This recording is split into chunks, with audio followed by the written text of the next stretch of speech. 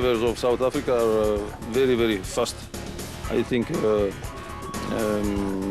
if you take, I don't know, 5 drivers here, they can be in the top 10 on the data, sure. Going into the Himan Auto 400 in Tabanshu, the special vehicle and Class A championships were also delicately poised. It had boiled down to a fight between the Motor White Bat pair of former champion Evan Hutchison and Dani Stassen and the Atlas Copco crew of Johan van Staden and Mike Lawrenson. The two crews had each picked up a single win during the season and arrived at the race as the only Class A teams with 100% finish records.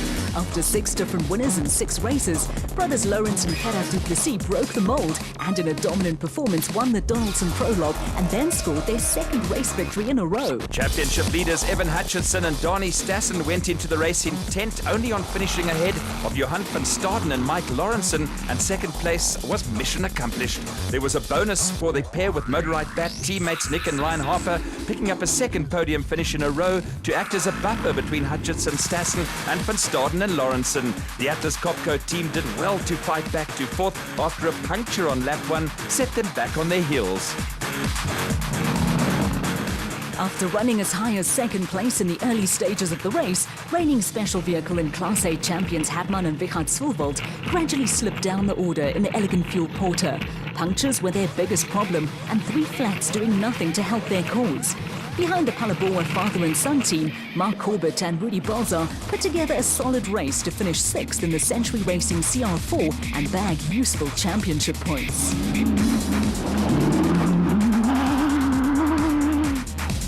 The local flag was kept flying by the Bloemfontein crew of Peter Ruthven and Leander Pienaar in the Rubicon Bats, with their pair edging out Marius and Yolinda Fourie in the PHB Bat by 20 seconds. Punctures were also a problem for the Fouries, who were lying 2nd at the halfway mark in the race. Behind them, KZN crew of Cliff Gibson and Gary Campbell fought back after early problems in the Gibson Racing Porter, and brothers Eduardo and Ricardo Argazzi completed the top 10 after a solid race in the iCare Travel Bats.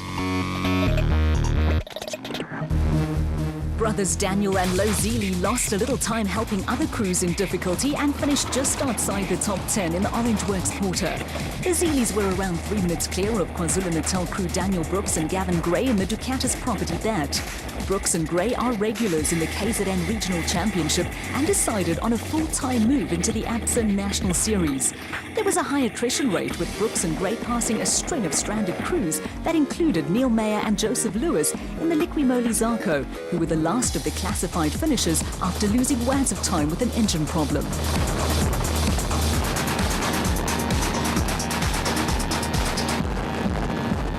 League of Nations crew with Botswana driver Keith du Toit teaming up with Lesotho navigator Ashley Thorne were amongst the non-finishers in the White Star Racing Bat, along with 2-time South African champions Quinton and Cully Sulwald in the Elegant Fuel Bat. A skirmish with the Zili brothers was paid to, with Botswana driver Mogray Mabili and Zelda Nemant and Lesotho crew of John and Sharon Moore also failing to see out the distance in a Chenoweth. The Rubicon Bat in the hands of brothers David and Gary White was sidelined. They had steering problems, while a disappointing string of non-finishers continued for Steve Parker and BZ Van Sale in the Sizanani Jimco.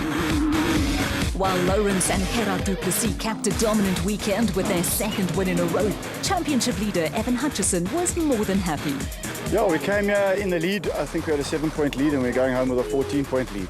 So that was exactly what we came here to do. Was to stay ahead of him and take points on. So, yeah, I think when we drop all the races, all 7 done, I've been probably 9 points ahead, which is better to be 9 ahead than 9 behind. Hutchison and Stassen will take a 9-point lead in Class A to the final event. The du Plessis brothers are in a strong 3rd, with 3 points separating the Harper and Sulwald father and son combinations. Next up on Inside Off-Road, the Class P and Class B categories, with moving the Himan Auto 400 to Tabanshu, making sure that championship contenders went into battle on a level playing field. It is. It's a new terrain for everybody, so yeah, we're very excited. Unfortunately, we've drawn quite close to the start, and with the route not being marked, we think we're going to be charged with opening up the route for everyone. So yeah, we don't expect to be the first Class B car come end of prologue. On the Class P Championship front, everyone was chasing Century Racing CR3 flyers Colin Matthews and Alan Smith, who took to Tabanshu what looked to be a comfortable lead. We're still chasing Colin, but I think he's got the gap on all of us. The dice now is between Fuller and Kutsia. We've got to close the door on them. This is the second last event. We're 2 points ahead, and yeah, we've got to perform at this event, or else Fuller's going to clip us at the end. Class P Championship leaders Matthews and Smith were the pre-race favourites, and no one was surprised to see the Century Racing crew win the prologue. But at the end of the 60-kilometre route, they were only 33 seconds ahead of the Regent Racing bat of Richard Fuller and Dennis Murphy. Matthew Smith and Fuller Murphy set a cracking pace, and third-place Kutsia and Sandra Labuskaghni were 4 minutes off the pace in the race on Exarco, with John Telford and Jaco Swart another minute in arrears in the Calcimite bat. While the Century Racing CR3 of Matthews and Smith went through the scrutineering process, elsewhere in the pits, service crews were busy working on the other Class P contenders, with attention to detail often the difference between winning and finishing nowhere. An old off-road adage dictates that races are often won in the workshop.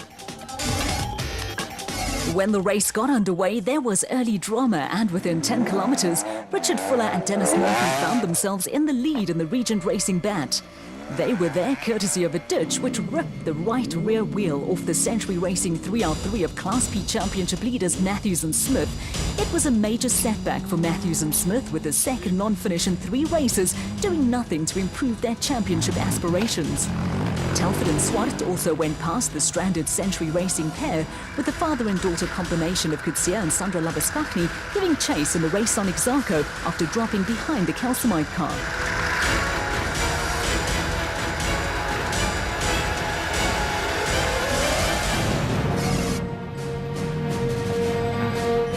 On the second of the 2 laps that made up the race, Fuller and Murphy were firmly in control of Class P proceedings. A string of solid results and non-finishes for Matthews and Smith had also brought the Regent Racing bat crew into championship contention, with the Calcimite bat of Telford and Swart failing by the wayside. Kutsia and Sandra Labuskaghni took over second place in the race on Exarco. They were well clear of the Men's Health International Zarko of Nick Gosler and Andrew Massey, whilst brothers Keith and Andrew McInerney were to incur the wrath of race officials and were excluded from the results for receiving outside assistance. At the back of the field, KwaZulu-Natal crew Leon Botma and Quinton Brand took the Class B honours in a bat, with the pair having plenty of time to spare over Sidrian de Villiers and Dwayne Voigt, who bravely soldiered on in the little UTV entry. Final results saw Richard Fuller and Dennis Murphy take the honours by nearly 4 minutes from Kutsia and Sandra Labuskaghni. Nick Gosler and Andrew Massey completed the podium, but were a long way back. It was a timely victory for Richard Fuller and Dennis Murphy, with the Regent Racing crew breathing new life into the Class P Championship. In an exciting finish, the title chase was now going all the way to the wire. It had to be done. We needed the win this weekend to keep ourselves in contention this weekend. In the championship, makes the championship a bit more exciting going into the last round. Colin's still got quite a few points on us. He's got about 13 odd points on us, but we're comfortably in second, and obviously the top of the podium is what we want. So we're going to go out and try and win the next one. And we don't wish bad luck on anybody, but we want to win a championship. A 13-point margin is the cushion Colin Matthews and Alan Smith will take to the last race. Kutsia and Sandra Labuskaghni are a further 10 points in arrears and have an 8-point advantage over John Telford and Jaco Swart. And finally, next up on the ABSA Championship calendar, the season-ending Gold 400 at the Kloof Country Club in Glen Harvey on the West Rand.